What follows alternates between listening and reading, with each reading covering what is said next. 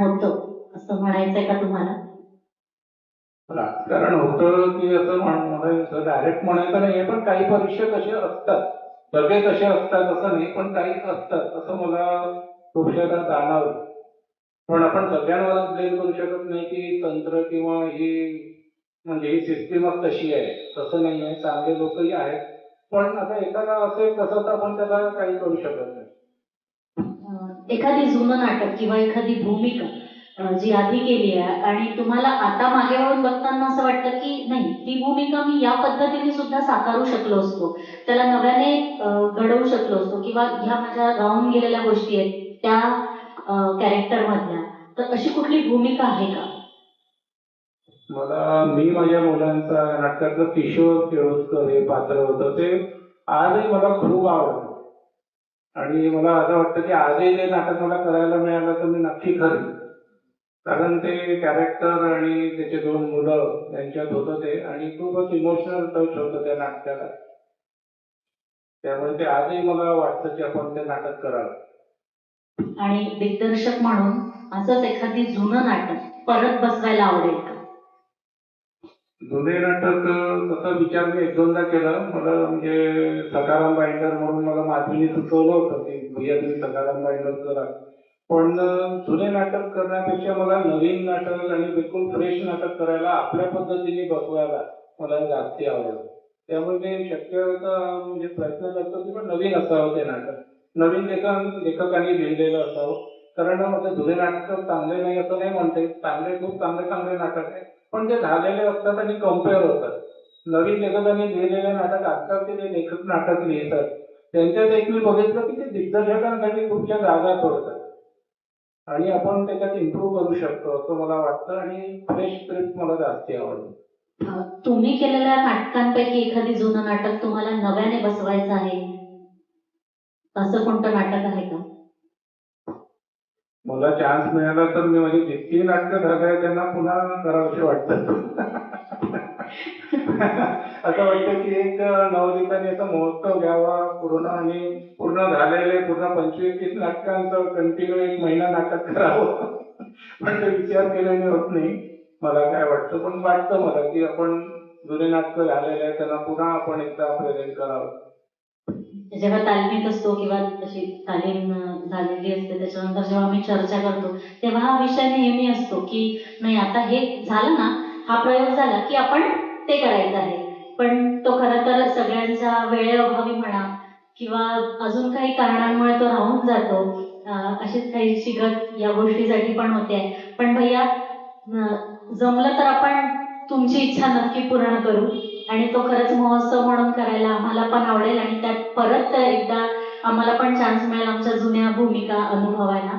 जुन्या भूमिकेवरूनच आठवतं की भैयांनी आता एक सांगितलं पूर्णविराम, त्या पूर्णविराम मध्ये जर मला विचारलं तर मी पूर्णविरामची मादिरी करायला रेडी राहील नेहमी, आणि आपण ते भैया परत एकदा बसवून नाटक.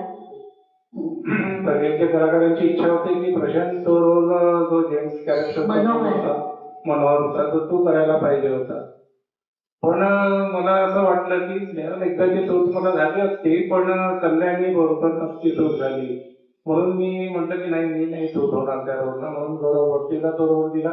पण गौरवचं कॅरेक्टर सुंदर अभिनय केला त्यांनी, खूप जोरी लावला आणि प्रामाणिक कलाकार आहे तो, खूप मेहनतही त्यांनी केली, पण त्याच्या आवाजाचं बेस त्या कॅरेक्टरला सूट झालं नाही थोडंसं, असं मला वाटलं ते. पण एकदाच एखाद्या वेळेस चान्स आला तर पूर्णविराम एकदा पुन्हा बसवावं असं मला वाटतं, आणि बसवेल मी. ते नाटक बसवताना भैया दिग्दर्शन करत होते, भैयांचा कुठेच रोल नव्हता, पण भैया राऊंड राऊंड म्हणायचे की मी मनोहर करू का, मी मनोहर करू का, असं त्यांचं नेहमी चाललं. तुला फार मी पांढरं करून टाकतो, केस वीस सगळे पांढरे करून टाकतो, तुझे चालेल ना तुला? मी म्हणायचे हा भैया मला काही चालेल, करा तुम्ही. पण मग ते राहून जायचे आणि म्हणायचे नाही, गौरवलाच करू द्या. पण ती त्यांची मी बघितली की मनोहरसाठी ते फार उत्साही होते. छान कॅरेक्टर खूपच छान होतं मनोहरचं. तर भैया करायचं असलं तर आपण करूया परत एकदा. परत एक प्रश्न आहे की प्रेक्षकांचा असं एक विशेष अभिप्राय जेव्हा मिळतो तर हा कुठल्या तुमच्या कास्टला सगळ्यात जास्त आवडलेली भूमिका, जी लोकांनाही आवडली आणि तुम्हालाही आवडली? अशा अनेक भूमिका आहेत. मी जसं सांगितलं हिंदी मधला जो कॅरेक्टर होतो मुस्लिम कॅरेक्टर, आणि हिंदी पगार मधलं पेटल्या वराडी, आणि नंतर आता जेंडर अँड आयडेंटिटी मधली नानी, आणि तांडा मधला आत्ताच माझं मुलीच्या वडिलांची भूमिका खूप म्हणजे मला आवडली आणि लोकांनाही आवडली ते, आणि अभिप्राय पण छान आले त्या भूमिकांसाठी. नानीचा परत विषय निघाला तर नानी हे थर्ड जेंडर हे होतं आणि त्यांची स्पेसिफिक आहे की ते टाळी वाजवतात आणि त्या टाळ्या आम्ही तेव्हा शिकत होतो की त्या कशा वाजवायच्या वगैरे. आणि तेव्हाच नवरात्र वगैरे होती, तर त्या नवरात्राच्या आमच्या घराजवळ देवी बसते आणि नवरात्र सुरू असताना आम्ही आरतीमध्ये अक्षरशः तशाच टाळ्या वाजवत होतो. हे दुसऱ्यांनी आम्हाला आयडेंटिफाय केलं होतं की टाळ्या असं हात लावून की टाळ्या कशा वाजवतात, असं बोट दाखवून त्यांनी आम्हाला सांगितलं, पॉइंट आउट केलेलं होतं की तुम्ही टाळ्या कशा वाजवतात. तर भैया असं तुमच्याशी काही झालं का? काय वाजवण्यावर नाही म्हणजे त्या पूर्ण एकंदरीत त्या रोलला घेऊन, कास्टला घेऊन की कोणी तुम्हाला एक सांगितलं का? म्हणजे काय होतं की जे नाटक आम्ही बसवायला घेतलं जेंडर अँड आयडेंटिटी, त्याच्यात एक आम्ही ट्रान्सजेंडर आमच्यात मध्ये एक होता, काय नाव त्याचं? विशाल. त्याला पण आम्ही एक सुंदर रोल त्याच्यात दिला होता. त्यामुळे त्याच्याकडून मी खूपशा गोष्टी काढून घेतल्या की ते कसे राहतात, कसे वागतात, टाळ्या कशा वाजवतात, ते सणवारांना म्हणजे कसे कपडे घालतात, ते म्हणजे दागिने वगैरे घालतात का, त्यांनी खूपशी मदत केली आणि खूप आम्हाला मदत झाली त्याच्याकडून की ते लोक कसे वावरतात याबद्दल. आजवरच्या प्रवासातला कुठला एखादी संस्मरणीय असा एखादी प्रसंग तुम्हाला सांगता येईल का? म्हणजे मी आत्ताच एक उल्लेख केला त्या तांडामध्ये, एक उल्लेख मला खूपच भारावून जातो की आम्ही जेव्हा रत्नागिरीवरून निघालो ट्रेनमध्ये, आम्हाला आधी म्हणजे कल्पना नव्हती की आमची ट्रेन म्हणजे थोडी ट्रेन आठवडाभर लेटच येत होती. थोडीशी भीती होते की आपली त्या ट्रेनला म्हणजे आमची रत्नागिरी टू नाशिक, नाशिकवरून दुसरी ट्रेन असं होतं. तर ती ट्रेन नक्की सुटेल ही भीती आम्हाला होती. आम्ही तिथून निघालो रत्नागिरीवरून आणि मला वाटते मुंबईला पोहोचलो. ठाणेला पोहोचलो आणि ठाणे नंतर आम्ही समोर गेलो. तर एक टीसी म्हणाला की बघा तुम्हाला जर ती ट्रेन पकडायची असेल तर तुम्ही इगतपुरीला ही गाडी फक्त 2 मिनिटं थांबते, तिथं स्टॉपेज नाही आहे, स्लो होते, फक्त तुम्हाला फटाफट उतरावं लागेल. तर मी सगळ्या कलाकारांना सांगितलं की अरे आता कसं करायचं तिथून, आणि तो प्रसंग असा झाला की ती ट्रेन सुटली तर काय करायचं. त्यावेळेस मग मी सुशांतला म्हटलं की अरे सुशांत आपल्याला तशी व्यवस्था पण करून ठेवावं लागेल की ती ट्रेन सुटली तर इतके आपण 40 जण लोक आपण कुठे राहणार, तिथे कसं जाणार चंद्रपूर पर्यंत. तर मग आम्ही ठरवलं की आपण सुशांतला म्हटलं की बस मिळते का बघ नाशिकवरून. तर मग सुशांतने सर्च केलं इकडे तिकडे, सुशांत दादा आणि रोशन दोघांनी पण सर्च केलं इकडे तिकडे, आणि मग लक्षात आलं की एक बस तिथून मिळते आहे पण 75,000 रुपये ती घेईल चंद्रपूर म्हणजे नाशिकवरून चंद्रपूर सोडायला. तर मी म्हटलं की तर ठीक आहे, मी जर एवढे माझ्यावर जबाबदारी आहे, सगळ्यांनी लेडीज होते त्याच्यात सगळ्यांना आपापल्या घरी पोहोचवायचं, तर मी त्याला डन कन्फ्युजन म्हटलं फक्त तू 10 मिनिटं थांब.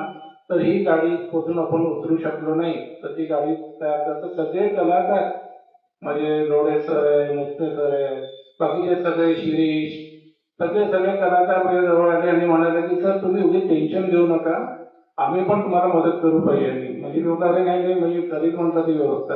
पण त्यांचा जो जिव्हाळा पाहून मला म्हणजे भारावून गेलो की त्यावेळेस की मी एकटा नाही आहे, ही टीम माझ्यासोबत पूर्ण आहे.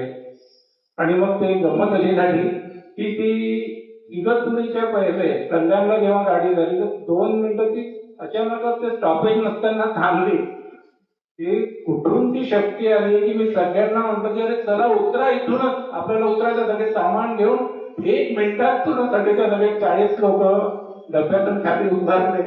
आणि एखादा राहायला मला वाटतं मुसने तर झोपून होते डोळे सरांनी त्याला जाऊन उठवलं, त्यांनाही तेही उठून आले सगळे. मला सगळे आले का बघा, सगळे चेक करा, आणि सगळे आले आणि म्हटलं गणपती बाप्पा मोरया. आणि मग आम्ही पोहोचलो आणि ती येणारी ट्रेन आम्ही उतरलो आणि ती नाशिककडे जाणारी ट्रेन सगळ्यांना फक्त 5 मिनिटानंतर आली आणि आम्हाला ती ट्रेन मिळाली. हा प्रसंग मी कधीच आयुष्यात विसरू शकत नाही. जर ती ट्रेन मिस झाली असती तर एवढा मोठा ताफा घेऊन मी कसं चंद्रपूरला पोहोचलो असतो, भयंकर टेन्शन झालं होतं मला त्यावेळेस. असाच एखादी प्रसंग नाटकात घडलाय का? नाटकाच्या वेळेस तर तुला प्रसंग म्हणून सांगायचं तर नाटकाचं टेन्शन इतकं असतं की